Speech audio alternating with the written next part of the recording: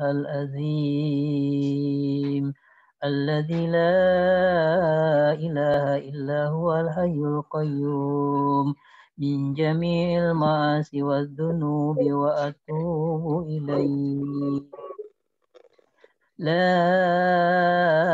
إله إلا الله لا إله إلا الله لا إله إلا الله محمد رسول الله لا إله إلا الله محمد رسول الله لا حول ولا قوة إلا بالله العلي العظيم لا حول ولا قوة إلا بالله العلي العظيم لا حول ولا قوة إلا بالله العلي العظيم اللهم صل على سيدنا محمد وعلى آل سيدنا محمد كما صليت على سيدنا إبراهيم وعلى آل إبراهيم وبارك على سيدنا محمد وعلى آل سيدنا محمد كما باركت على سيدنا إبراهيم وعلى آل إبراهيم في العالمين إنك حميد مجيد اللهم صل وسلم وبارك على سيدنا وحبيبنا وشفينا ومولانا محمد وسلم ورضي الله تعالى عن كل أصحاب رسول الله أجمعين اللهم اغفر لنا ذنوبنا وذنوب والدينا وذنوب جميع المسلمين والمسلمات والمؤمنين والمؤمنات الأحياء منهم والأموات Ya Allah yang maha pengasih, yang maha penyayang, Ya Allah yang maha pengampun, ampunilah dosa-dosa kami ya Allah. Dosa kedua orang tua kami ya Allah. Jika mereka masih ada di antara kami ya Allah, sayangilah hidup mereka ya Allah. Ya Allah. Ya Allah. Dan jika mereka sudah tiada, ya Allah, ampuni dosa-dosa mereka ya Allah. Tempatkan mereka di sisimu ya Allah. Jadikan mereka ahli surga-Mu ya Rabb. Ya Allah yang maha pengasih dan maha penyayang. Ya Rabbana, ampuni dosa kami, dosa saudara-saudara kami ya Allah. Muslimin, muslimat, mu'minin, mu'min. Allahumma anta rabbuna, la ilaha illa anta. خلقتنا ونحن عبادك ونحن على عهدك ووعدك ما استطعنا نعوذ بك من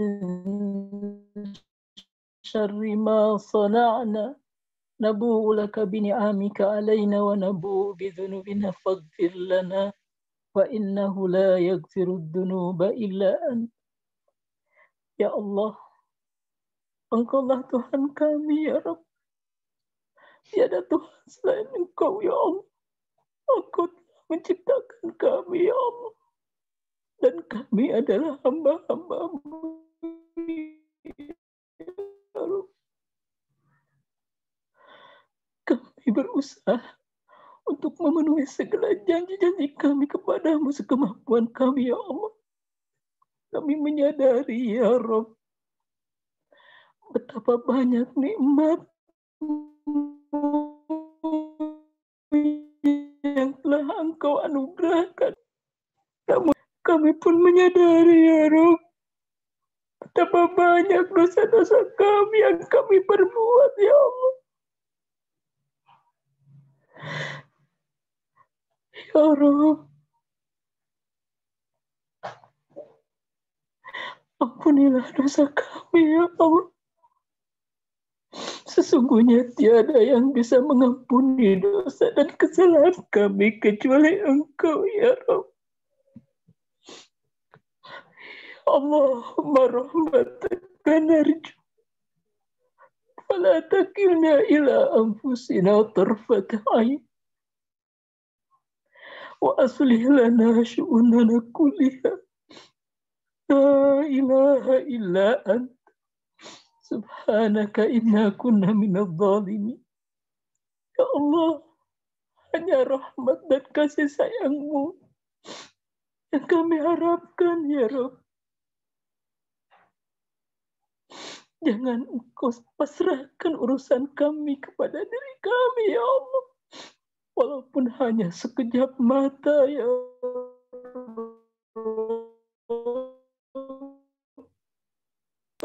Segala urusan kami. Tiada Tuhan selain Engkau ya Allah.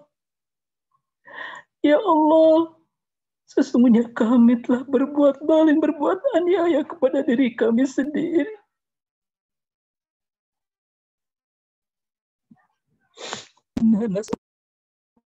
Annana nashhadu annaka antallah la ilaha illa anta al-ahadus samad alladzi lam yalid wa lam yulad wa lam yakul lahu kufuwan ahad. Ya Allah, sesungguhnya kami memohon kepadamu ya Allah. Sesungguhnya kami bersaksi, sesungguhnya Engkau adalah Tuhan Allah. Tiada Tuhan selain Engkau ya Allah, yang Maha Esa, tempat bergantung segala sesuatu yang tiada diputrakan, yang tidak dilahirkan dan juga tidak melahirkan, dan tidak ada satupun yang menyamai. Allahumma inna na'udzubika min zawali ni'matik wa tahawuli afiatik wa fujaati niqmatik wa jami'i sahtik. Ya Allah, sesungguhnya kami berlindung kepadamu ya Allah dari hilangnya nikmat yang Engkau berikan kepada kami ya Allah, dan hilangnya kesehatan dari kami yang Engkau berikan kepada kami ya Allah, dan siksaan yang begitu cepat ya Allah, dan seluruh kemurkaan-Mu kepada kami. Rabbana la tada' lana dhanban illa ghafart wa la hamman illa farajta wa la maridan illa safaita wa la daynan illa qadaita wa la mu'siran illa yassarta wa la uyuban illa satarta wa la hajatan min hawaiji dunya wal akhir illa qadaitaha wa yassarta birahmatika ya arhamar rahim.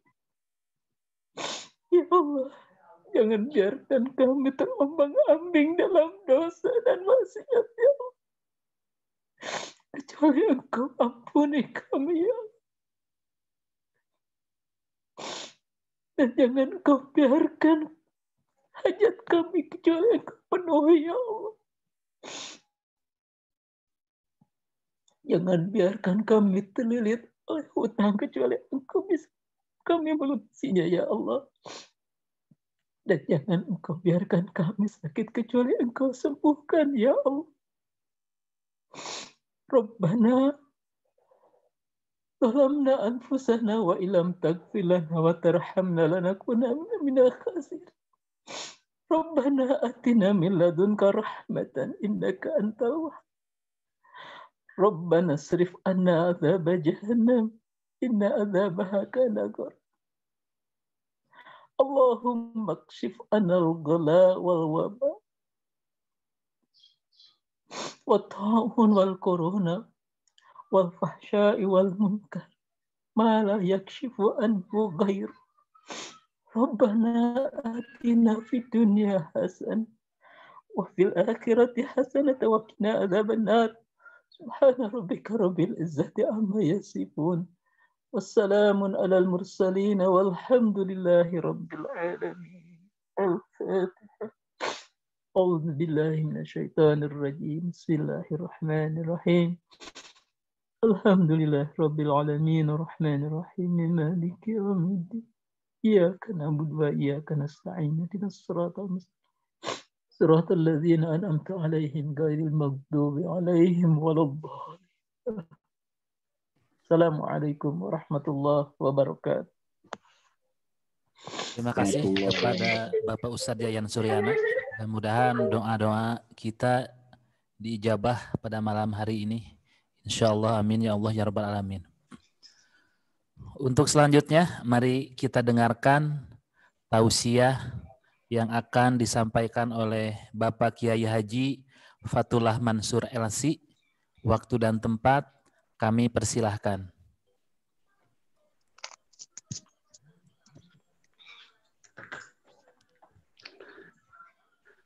Bismillahirrahmanirrahim. Assalamualaikum warahmatullahi wabarakatuh. Waalaikumsalam. Alhamdulillahirabbil alamin. Wassalatu wassalam ala asyrafil anbiya'i wal mursalin. Sayyidina wa maulana Muhammadin wa ala alihi wa ashabihi ajma'in. Amma ba'du ma'asyiral muslimin wal muslimat rahimakumullah, abna'il a'izza rahimakumullah. Puji syukur mari kita panjatkan kehadirat Allah atas segala limpahan nikmat dan karunia-Nya yang tidak mungkin kita bisa menghitung, mengurainya satu persatu karena saking banyaknya. Mudah-mudahan kita bisa menjawab seluruh nikmat tersebut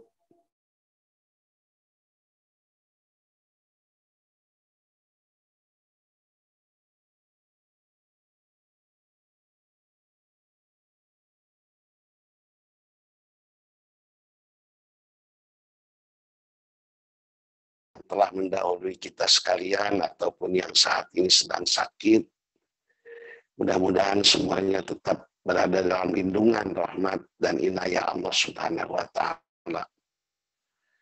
Demikian pula musibah yang kena kepada seluruh manusia di muka bumi saat-saat ini, kena pandemi. Mudah-mudahan Allah segera mencabutnya dan menggantikannya dengan kesehatan. Saudara-saudaraku sekalian, anak-anakku sekalian, pengajian yang paling berat yang biasa saya hadapi, yang biasa saya laksanakan adalah bila mengaji di hadapan antum sekalian. Karena kalau di dalam silat agak berat itu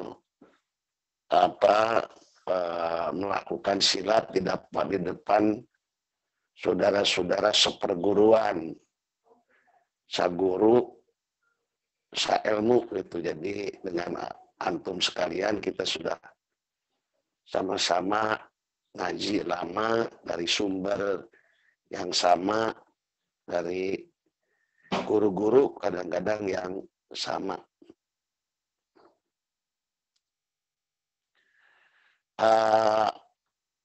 Untuk pengajian kali ini saya akan mengaji generik aja, ya, bukan paten-paten amat lah, tapi pengajian yang generik saja. Dalam mengartikan ayat ihdinas siratal mustaqim. Ya Allah, tunjukilah kami ke jalan yang lurus. Para ulama suka menceritakan tentang macam-macam petunjuk. Nah, pertama, petunjuk itu ada yang disebut dengan petunjuk insting. Yang dalam bahasa Arabnya petunjuk insting itu disebut hidayah goriziyah. Petunjuk insting itu adalah sebuah petunjuk yang datang bawa jadi tanpa melalui proses belajar. Bahasa Inggris nama taken for granted. Tiba-tiba ada saja di dalam diri manusia dan dalam diri binatang tanpa melalui proses belajar. Seperti pamannya seorang anak, seorang bayi, bila dia lahir, kemudian dia lapar, kemudian dia menangis. Siapa yang mengajarinya bahwa kalau dia lapar itu harus menangis? Tatkala dikenakan ke tete ibunya, dia menyusui, untuk macok ya, tapi menyusui. Siapa yang mengajarkannya demikian? Itu adalah insting. Insting ini diberikan oleh Allah kepada manusia, tetapi lebih banyak lagi insting ini diberikan oleh Allah kepada hewan. Bagaimana umpamanya burung manyar membuat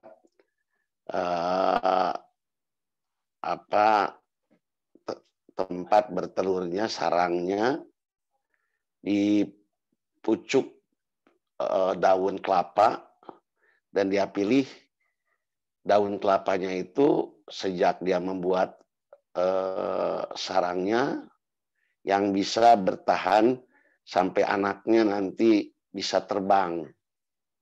Kemudian dia jalin di ujung daun itu, dan sarangnya itu dibuat sedemikian rupa sehingga kalau hujan datang, dia tidak akan kena air hujan itu kepada anaknya di dalam.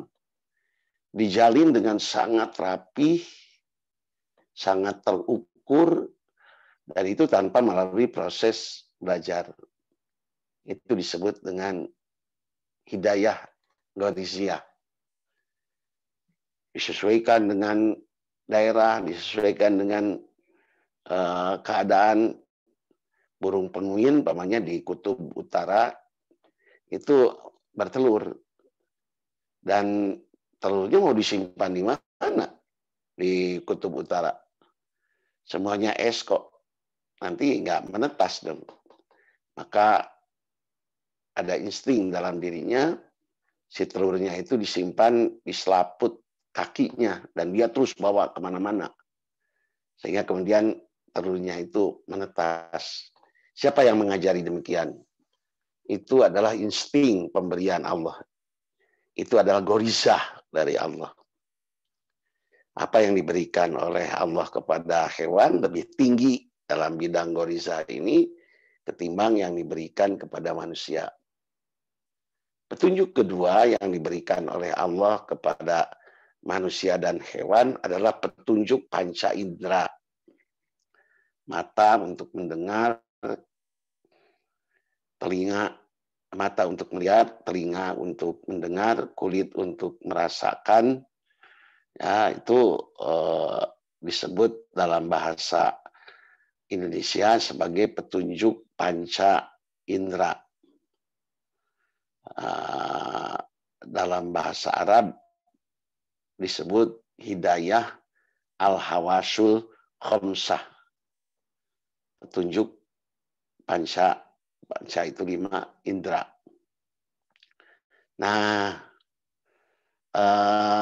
ternyata Allah memberikan petunjuk panca indera itu kepada hewan juga kepada manusia, malahan kepada hewan lebih tajam ketimbang panca indera yang diberikan kepada manusia. Sebagai contoh, mata elang bisa melihat dari jarak 2 km kepada tikus yang sedang berlari di pematang sawah. Dia bisa melihat itu. Dari jarak 2 km, dia sedang terbang di atas, dia tahu itu ada.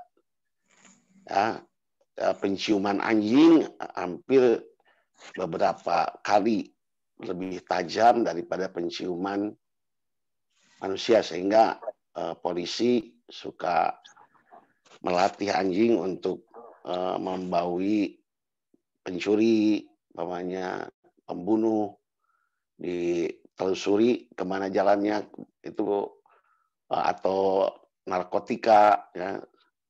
Nah, kita istri kabur saja, umpamanya nggak bisa kita menelusuri bekas kabur istri dari penciuman, nggak bisa. Ya, ini dua-duanya petunjuk panca indera dan petunjuk insting itu diberikan oleh Allah kepada manusia dan kepada hewan, di mana rata-rata hewan lebih unggul di dalam petunjuk, dalam dua petunjuk ini ketimbang manusia. Tapi Allah kemudian memberikan petunjuk yang ketiga, hidayatul akli, petunjuk akal. Inilah yang tidak diberikan oleh Allah kepada hewan. Nah, dengan petunjuk akal ini, manusia terus berkembang. Dari mulai, umpamanya untuk mobil, untuk kapal terbang, ya, itu dimulai dengan penemuan bulatan, ya, bulatan roda. Paling dahulu ditemukan oleh manusia itu adalah roda, di mana dengan roda jadi bisa lebih cepat, lebih ringan, dan itu kemudian dikembangkan terus-menerus, dimulai dari roda besi, roda ban, dan lain-lain sebagainya. Ini kemajuan otak manusia. Dia bisa terbang ke angkasa, dia bisa menyelam ke dalam lautan, ya, dan terus-menerus mengalami perkembangan. Nah, tapi kemampuan akal manusia ini ternyata terbatas. Nah, pertama, dia tidak akan mengetahui apa yang akan terjadi waktu akan datang. Bagaimana keadaan yang akan datang. Sepinter apapun manusia, dia tidak akan tahu bagaimana keadaan mendatang itu. Apalagi sampai kumaha sih akhirat deh. Bagaimana kalau manusia sudah mati? Pertama, karena kita belum berpengalaman mati itu. Yang kedua, orang yang mati pun tidak pernah kembali lagi ke dunia memberitahu kita bahwa beginilah kalau orang mati, namanya. Apa yang kemampuan otak manusia itu, apa yang akan dilakukan, apa yang akan dialami, apa yang akan terjadi pada waktu yang akan datang, dia tidak tahu. Demikian pula yang telah lalu yang dia tidak pernah mengalaminya. Manusia itu hanya mengetahui apa-apa yang pernah bersentuhan dengan dirinya. Kalau datang seorang profesor dari luar negeri ke Indonesia, kemudian tanyakan siapa nama orang ini, dia pasti tidak tahu. Walaupun profesor, karena belum bersentuhan, belum bergaul dengan orang tersebut. Nah, ini berdampak dengan otak yang tidak bisa mengetahui keadaan-keadaan yang akan datang. Manusia tidak tahu harus bagaimana menghadapi keadaan mendatang. Nah, kemudian kelemahan otak manusia itu selalu terbersit dalam keputusan-keputusan manusia itu, kepentingan untuk dirinya, kepentingan untuk golongannya. Sehingga hasil pemikiran manusia tidak mutlak benar, mungkin salah. Orang Amerika berpikir American, ya, dia mengkaji apa keuntungan bagi dirinya, tidak mengkaji kalau aturan di dunia ini diserahkan kepada wanita, maka aturan di hidup di dunia ini kalau dibuat oleh wanita pasti diusahakan menguntungkan wanita, tapi merugikan laki-laki. Kalau diserahkan ke laki-laki pasti merugikan wanita, menguntungkan laki-laki. Diserahkan kepada pejabat, biasanya menguntungkan pejabat, agak merepotkan rakyat. Tapi kalau diserahkan kepada rakyat, ya itu berusaha menguntungkan rakyat, merepotkan pejabat. Nah, kalau ini dibiarkan, manusia dengan kebodohannya, dengan ketidaktahuannya, ya, walaupun dia punya akal, tapi akalnya sangat-sangat terbatas, maka di dunia ini tidak akan ada, akan terjadi malah pertentangan yang sangat keras. Kita tahu, pokoknya Amerika dan Rusia itu bertengkar, berperang di Vietnam, di mana-mana, perebut hegemoni katanya. Nah, ini karena apa? Yang satu berpendapat bahwa dunia ini sebaiknya diatur oleh sistem kapitalis, sedangkan komunis berpendapat bahwa sistem yang paling baik untuk mengatur dunia ini adalah sistem komunis. Maka terjadilah pertengkaran hidup di dunia ini kalau mengandalkan otak manusia. Nah, Allah sangat menyayangi manusia, maka kemudian Allah memberikan petunjuk yang keempat, yaitu hidayatuddin, petunjuk agama. Diberitahukan oleh Allah bagaimana waktu yang akan datang, bagaimana ada bahwa di akhirat itu ada surga, ada neraka. Diberitahu bagaimana cara beribadah kepada Allah. Diberitahu bagaimana caranya hidup di muka bumi agar selamat. Karena manusia hidup di muka bumi ini baru pertama kali ini.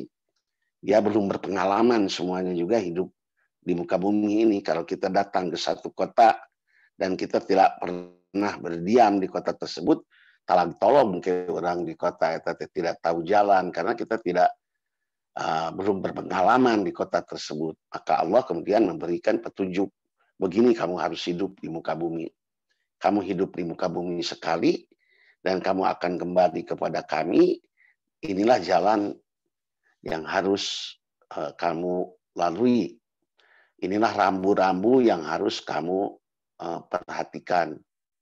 Nah, ini yang disebut dengan petunjuk agama, hidayatuddin. Petunjuk agama ini diberikan, nah ini sudah mulai ke pengajian Muludan, itu mulai diberikan kepada para nabi. Tidak ada satu masa pun kecuali pada masa itu Allah menurunkan nabi. Nah, sejak mulai manusia pertama sudah ada Nabi Adam banyak. Dan itu memberikan petunjuk dari Allah Subhanahu wa taala. Meninggal Nabi Adam, nah, nanti biasanya rakyatnya kemudian nyeleweng lagi karena nabinya meninggal. Nah, diutus lagi katakanlah Nabi Nuh. Nabi Nuh membawa masyarakatnya kepada jalan Allah. Kemudian tatkala Nabi Nuh masyarakatnya menjadi tahu petunjuk dari Allah melalui Nabi Nuh. Tatkala kemudian Nabi Nuh meninggal, rakyatnya pun kemudian nyeleweng lagi. Diutuslah Nabi Ibrahim, diutuslah Nabi Musa, diutuslah Nabi Isa, diutuslah Nabi Muhammad. Semua nabi-nabi ini adalah pembawa kebenaran hakiki. Al-haqqu min rabbika fala takunanna minal mumtarin. Kebenaran itu apa yang datang dari Allah. Sebenarnya dalam budaya Jawa itu sudah disebut bahwa dulu yang disebut benar itu adalah benar dewe katanya. Benarnya raja sendiri. Yang disebut benar adalah apa yang dititahkan, apa yang diucapkan, apa yang diperintahkan oleh raja. Kesininya ketahuan bahwa raja itu kok nggak benar ini. Banyak nggak benarnya. Kaisar Nero, Hitler, itu kan seolah-olah pemimpin-pemimpin tinggi yang ternyata naif sekali. Cara berpikirnya banyak sekali kesalahan-kesalahannya. Maka dirubahlah oleh dunia melalui revolusi Perancis bahwa yang disebut benar itu adalah benar menurut orang banyak. Terkenal adagium Vox Populi Vox Dei. Suara rakyat adalah suara Tuhan. Dalam bahasa Jawa mereka menyebutnya sekarang beralih dari benere dewe, yaitu benarnya omongan raja, menjadi benere wong akeh, benarnya manusia secara banyak. Itu yang biasa disebut dengan demokrasi. Tetapi kebenaran orang banyak pun tidak jadi jaminan. Karena kebenaran orang banyak Belanda, pokoknya berbeda dengan kebenaran orang banyak Indonesia. Ya, kebenaran orang banyak di Rusia berbeda dengan apa yang disebut benar oleh orang banyak di Amerika. Dan juga sangat naif. Saya ambil contoh, pamannya di Belanda berdasarkan hasil rapat, ya, hasil demokrasi mereka, bahwa orang boleh nikah itu kalau kita kan berdasarkan peraturan Allah. Kalau menurut mereka, nikah itu berdasarkan cinta. Jadi orang mau membuat ikatan perjanjian, dasarnya adalah cinta. Kalau dia cintanya kepada saudaranya sendiri, ya tikahkan saja karena cintanya ke sana. Kalau dia cintanya itu kepada sesama jenis, ya tikahkan saja karena itu yang dia cintai. Kalau yang dicintainya anjing, ya itulah tikahkan saja kepada anjing itu karena itu yang dicintainya. Ini nggak benar juga. Maka kebenaran hakiki itu al-haqqu min rabbik fala takunanna minal mumtarin, dan itu dibawa oleh para rasul. Timbul mungkin pertanyaan, tadi Abah bicara bahwa setelah datang Nabi, umat jadi terbimbing oleh petunjuk Allah. Tapi kalau sudah meninggal, umat ini kemudian sesat kembali karena nabinya meninggal. Maka timbul pertanyaan, kalau begitu setelah Nabi meninggal nanti sama, setelah Nabi Muhammad ya, setelah Nabi Muhammad meninggal nanti sama juga dong. Masyarakat akan kembali sesat. Ini dijamin oleh Allah bahwa dengan meninggalnya Nabi Muhammad, Allah masih tetap mengutus orang-orang yang berfungsi seperti Nabi, yaitu para ulama. Al-ulama warasatul anbiya. Ya, ulama itu pewaris dari para nabi. Nah, kemudian agamanya pun yang diberikan oleh Allah kepada Nabi Muhammad itu mempunyai ciri khusus yang berbeda dengan apa-apa agama yang diberikan kepada nabi-nabi sebelum Nabi Muhammad. Kalau nabi-nabi dahulu itu ada kelebihan, ya, ada keutamaan nabi-nabi dahulu sebelum Nabi Muhammad. Katakanlah Nabi Ibrahim titik tekan. Biasa di pengajian kita selalu ada istilah titik tekan. Titik tekan ajaran yang dibawa oleh Nabi Ibrahim itu adalah tauhid. Maka Nabi Ibrahim disebut sebagai Abu Tauhid, bapaknya ketauhidan. Nabi Ibrahim disebut Muhattimul Ausan, penghancur berhala. Ajaran tauhidnya sedemikian kental, ya. Itu yang dibawa oleh Nabi Ibrahim. Di bawah Nabi Musa lebih ditekankan kepada hukum. Jadi Nabi Musa ajaran agamanya, the Ten Commandment itu, 10 firman Tuhan itu kebanyakannya berisi hukum. Kemudian Nabi Isa lebih kepada adab, ya, kesopanan. Kalau kita menyebutnya seperti akhlak gitu, tapi lebih cenderung kepada adab. Seperti umpamanya kudu berehan, itu Nabi Isa. Harus sederhana hidup. Nah, semua nabi-nabi dahulu itu demikian. Dan datanglah Nabi Muhammad. Nabi Muhammad ini keutamaannya adalah ilmu. Uihandai. Nabi Ibrahim akidah, Nabi Musa lebih titik tekannya kepada hukum, Nabi Isa titik tekannya lebih kepada adab, akhlak, Nabi Muhammad titik tekannya adalah kepada ilmu.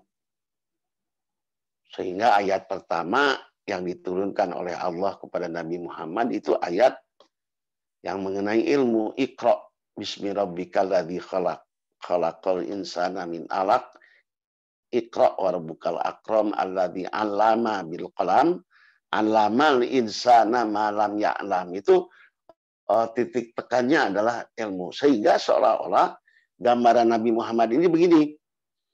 Kalau nabi-nabi dahulu itu dalam membimbing rakyatnya berkata begini, ikuti sajalah aku.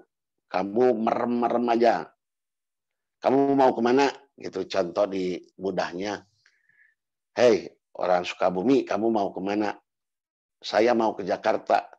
Tidur aja, pegang aja jas saya bawa engkau ke Jakarta. Nah, itulah nabi-nabi terdahulu. Sehingga tatkala Nabi itu meninggal, orang tidak tahu jalan. Tapi kalau Nabi Muhammad bukan begitu. Kamu ingin kemana?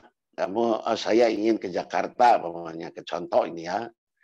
Nanti saya beri gambarnya, petanya. Inilah Jakarta. Dari Sukabumi ke Jakarta itu, ini jalannya, ini kalau kamu di jalan ketemu kayak pagar, berarti di depan ada kereta. Kalau kamu temu ada gundukan, kayak gundukan, berarti itu adalah jalan ke depan naik turun curam umpamanya. Di depan ada jembatan, di depan ada anak-anak kecil.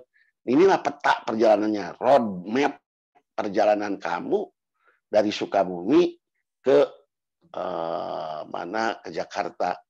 Sehingga kalaupun orang ini meninggal, karena road map-nya sudah diberikan, maka itu kemudian tidak sesat lagi. Nabi Muhammad itu membawa ilmu. Beginilah cara hidup, ini tujuan hidup kamu, ini jalur yang harus dilalui, ini rambu-rambu yang harus kamu perhatikan, maka kamu akan selamat. Itulah yang disebut dengan hidayatuddin, petunjuk agama. Dan inilah yang dibawa oleh Nabi Muhammad sebagai risalah paling akhir, dan tidak ada lagi Nabi sesudahnya. Yang ada adalah para alim ulama.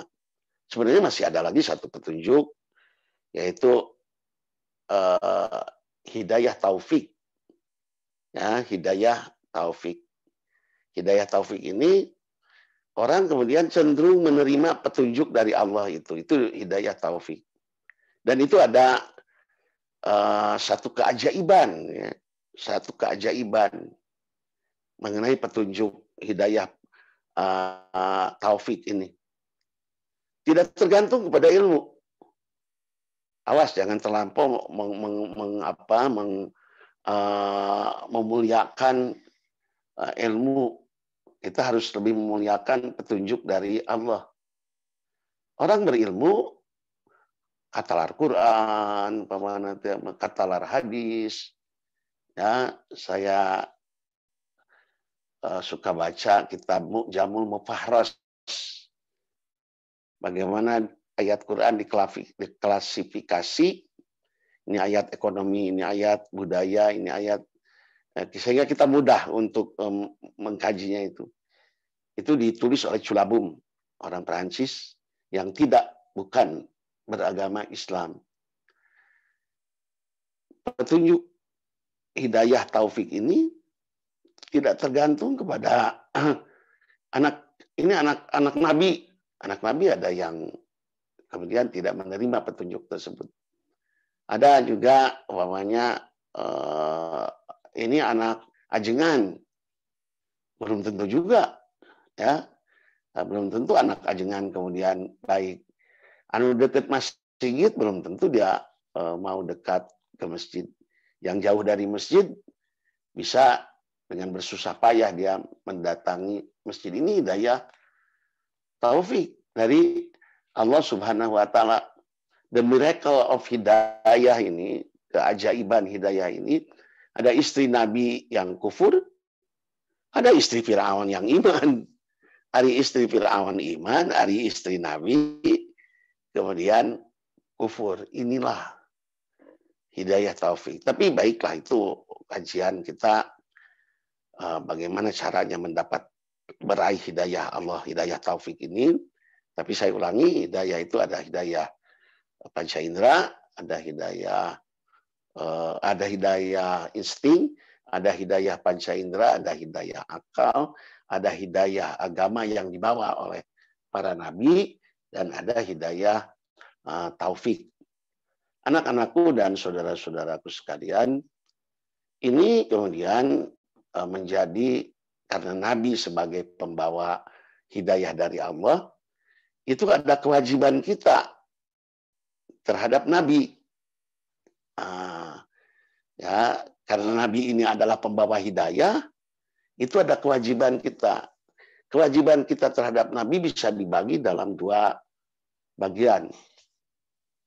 Pertama, kewajiban kita terhadap ajaran yang dibawa oleh Nabi. Nah, itu terbagi kepada 4. Nah, ada 4 kewajiban kita terhadap ajaran-ajaran yang dibawa oleh Nabi. Pertama adalah membenarkan segala apa yang dibawa oleh Nabi. Tasdik fima akhbar katanya. Membenarkan segala apa yang dibawa oleh Nabi. Apa yang dikatakan oleh Nabi pasti benar, karena itu adalah wahyu dari Allah. In attabi'u illa ma yuha ilayya. Itu adalah wahyu dari Allah. Jadi kalau Nabi menceritakan dahulu Qabil dan Habil begini, itu berita dari Nabi. Kita terima tanpa reserve. Dahulu Ashabul Kahfi begini, ini kalau cerita-cerita dahulu, ya, kejadian-kejadian dahulu, tidak usah ragu-ragu, benarkan saja, terima saja. Kalau Nabi menceritakan waktunya akan datang, ini ya begini akhirat, begini surga, begini neraka, begini hisab, begini sirat, itu berita-berita mengenai waktu yang akan datang. Terima itu. Sampai kepada soal bahwa nanti berita dari Nabi bahwa nanti Romawi akan mengalahkan Persia, nanti Persia akan masuk Islam, nanti Yaman akan masuk Islam, nanti itu kita tidak perlu ragu-ragu, dan memang ternyata itu terbukti. Nanti akan ada Dajjal, pokoknya itu kita terima ya, dari berita dari Nabi. Itu malah ada satu kejadian yang kemudian terbukti ya. Nabi setelah sholat maghrib ada tamu dari jauh yang kemudian diterima oleh Nabi, dan kamar Nabi ini berada di dekat di dalam komplek masjid. Nah, tamu ini mungkin keperluannya banyak dan jauh gitu. Ngobrol dengan Nabi itu tentang beberapa persoalan, sampai jam 12 malam. Kalau sekarang ya dihitung jamnya 12 malam. Para sahabat itu masih tetap di masjid menunggu sholat berjamaah dengan Nabi. Kalau sekarang sudah teriak-teriak, sholat, buru-buru, imaman, komat, biasa begitu. Ini enggak, sahabat ini kemudian berdiam menunggu Nabi. Jam 12 Nabi keluar dan melihat para sahabat itu masih menunggu untuk sholat. Nabi gembira, Nabi tersenyum melihat kesungguhan para sahabat. Kemudian Nabi mengeluarkan hadis. Nanti 100 tahun lagi nggak akan ada orang seperti kamu. Hadis ini agak sulit dimengerti kalau mereka tidak tahu asbab nuzulnya. Bahwa 100 tahun lagi nggak ada orang yang seperti kamu. Ini adalah bukti atau pengertiannya. 100 tahun setelah itu tidak akan ada lagi sekelompok orang yang berdiam diri di masjid sampai tengah malam untuk menunggu berjamaah Isya. Dan ini terbukti. Kalau sekarang saya di pesantren umpamanya, kemudian tawaka salat kayak kene semah nanti ke pukul 11. Kalau saya datang ke masjid pasti sudah habis itu semua, pulang. Nah, ini kewajiban kita terhadap Rasul yang pertama. Yang kedua adalah mengikuti segala perintahnya. Rek kaharti, ikuti saja. Karena dia dari wahyu dari Allah. Sehingga dalam sebuah perang, sahabat bertanya, Nabi berdiam di bawah untuk satu perang menghadapi musuh. Para sahabat bertanya, wahai Rasulullah, engkau berdiam di sana karena wahyu atau karena pendapatmu? Karena pikiranmu? Kritis sekali ini para sahabat. Ya, walaupun dengan sopan. Nanyanya dengan sopan. Kata Nabi, ini berdasarkan pikiran saya. Bukan wahyu. Kalau bukan wahyu, menurut pendapat kami, sebaiknya tidak di sana. Kita berdiam di atas. Ya, karena kalau di atas menyerang ke bawah mudah, musuh agak sulit naik ke atas. Air yang ada di sumur kita bawa dulu ke atas, kita persiapkan di gentong-gentong kita, dan si sumur yang di bawah kita tutup dengan batu agar mereka tidak mempunyai persediaan air. Dari Mekah ke Madinah itu, kalau bepergian dahulu, itu hanya ada sumber air di Mekah, di Madinah, dan 200 kilo dari Mekah atau 200 kilo dari Madinah di pertengahan jalan, yaitu di Rabeg. Di Rabeg itu ada sumur. 200 kilo jaraknya dari Mekah, 200 kilo juga dari Madinah. Sehingga kalau mereka sudah berangkat berjalan 200 kilo airnya ditutup, ya nggak punya lagi air. Dan itu diikuti oleh Nabi. Jadi perintah-perintah lain yang berdasarkan agama, taati saja. Saya ambil contoh, Bang. Kencing itu membatalkan wudhu. Ya. Dan kalau kita kencing setelah istinja, maka kita kalau mau sholat harus wudhu kembali. Ya, jadi seolah-olah untuk hadas kencing kita bisa sholat dengan melalui wudhu. Padahal kencing itu mengeluarkan yang najis. Kencing itu najis.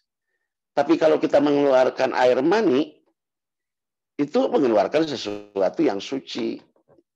Tapi diaturnya harus adus.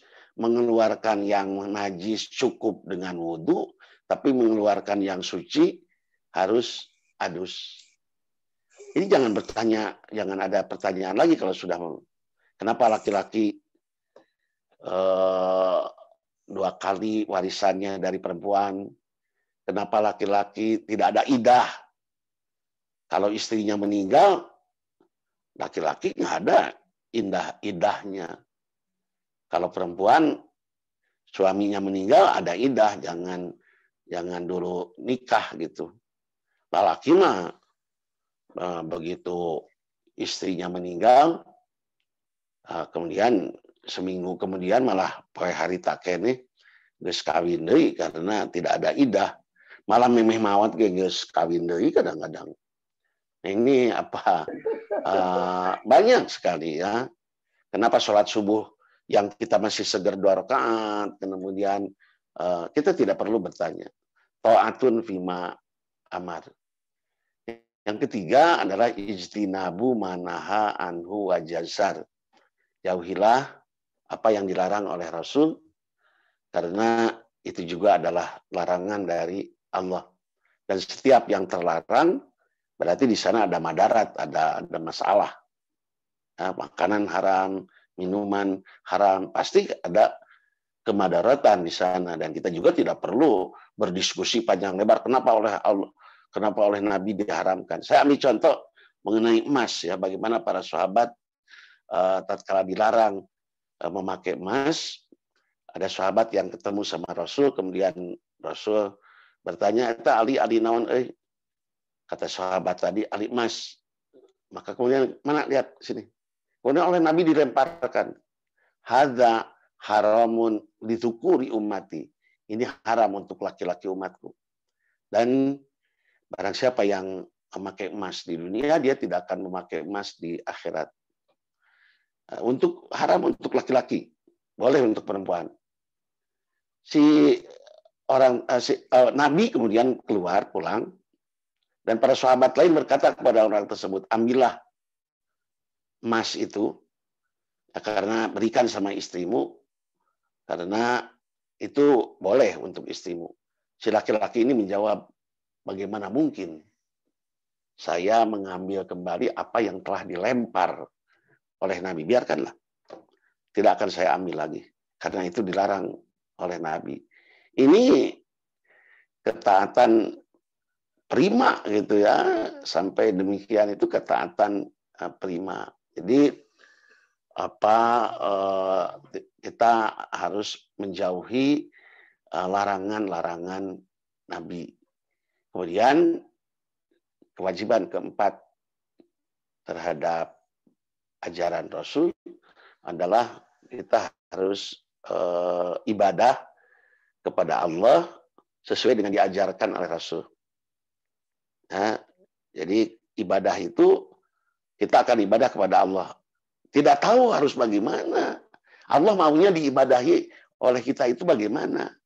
Allah kemudian memberitahu Nabi, "Begini ibadah yang aku mau dari kamu." Kemudian Nabi mengajarkan, "Beginilah ibadah kamu kepada Allah, karena inilah yang diharapkan, yang dimaui oleh Allah Subhanahu wa Ta'ala."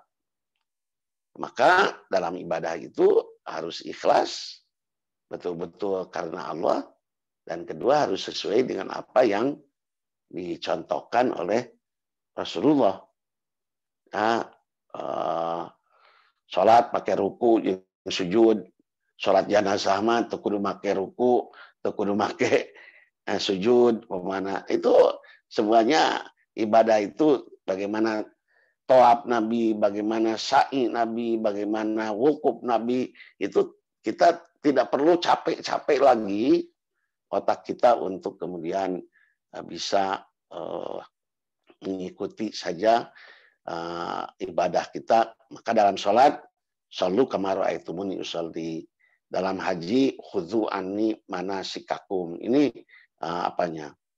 Anak-anakku dan saudara-saudaraku sekalian, itu kewajiban kita terhadap ajaran Rasul.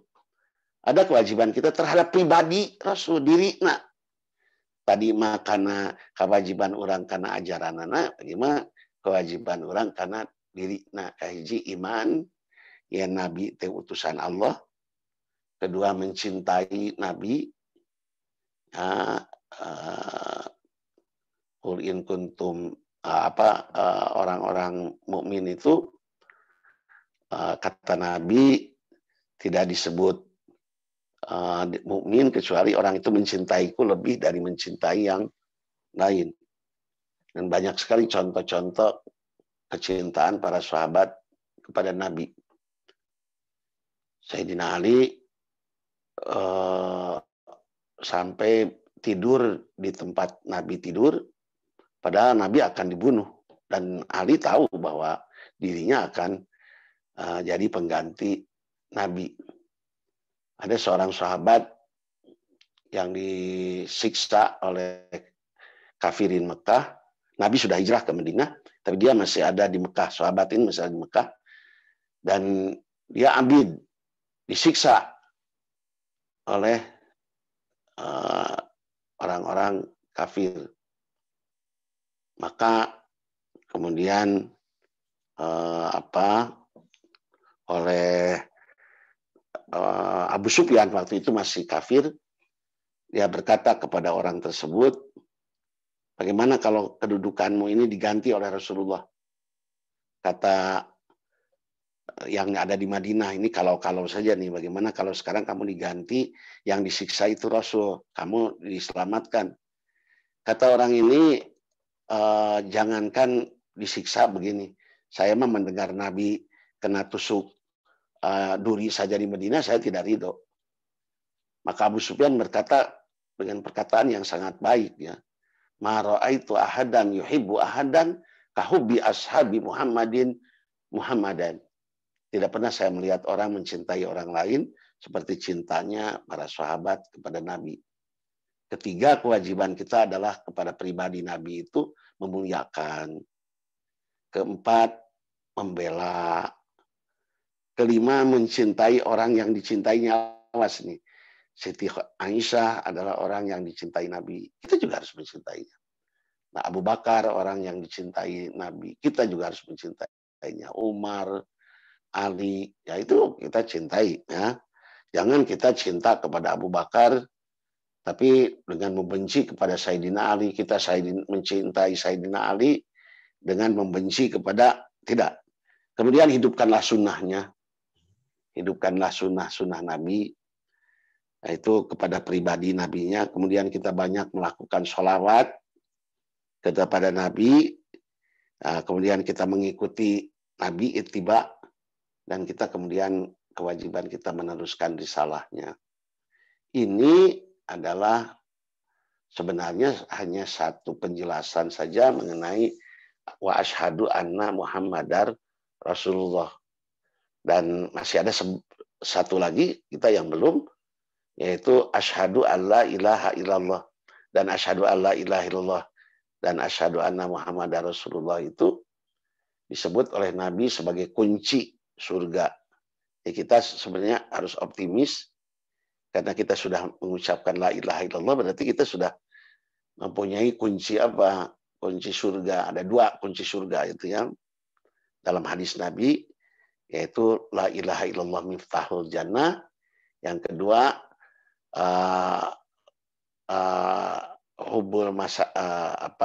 miftahul jannah hubbul masakin. Pintu surga itu adalah mencintai orang-orang miskin. Saya kira apa yang saya kaji generik saja. Kalaupun antum sekalian sudah mengetahui, mudah-mudahan jadi penguat. Kalau belum, mudah-mudahan ini jadi awal yang baik untuk lebih mengetahui pribadi Rasul. Mohon maaf atas segala kekurangannya. Terima kasih atas segala perhatiannya. Aqulu qouli hadza wa astaghfirullah li wa lakum. Wassalamualaikum warahmatullahi wabarakatuh. Waalaikumsalam. Terima kasih kepada Bapak Kiai Haji Fatullah Mansur, LC.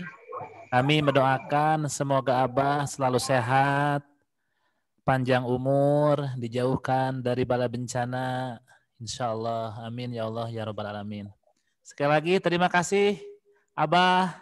Sehat selalu dan panjang umur. Amin. Bapak Ibu sekalian, alhamdulillah tausiah dari Abah telah kita dengarkan. Mudah-mudahan kita bisa menyimak dan apa yang ilmu kita dapatkan bisa diamalkan dalam kehidupan sehari-hari. Masih ada waktu 10 menit Bapak Ibu sekalian. Insya Allah kita masih ada amanah, ini door fresh, ada